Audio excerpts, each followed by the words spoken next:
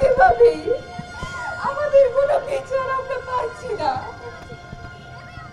কেন আমাদের সাথে এমন করা হচ্ছে? আমাদের ছোট কোনো দেশ স্বাধীন হয় নাই, আমরা তো আমাদের বাবাদের ফেরত পাইনি। আমরা এখনো এখানে কেন দাঁড়াই? ওরা বলে আয়না ঘরের সামনে নয়, আয়না ঘরের ভিতরে কোনো লোক নেই। তাহলে ওই লোকগুলা কই? আমাদের বাবারা, আমাদের চাচুরা, ওরা কোথায়? ওদের এভাবে মেরে ফেলতে পারে না। আমরা এটার বিচার চাই।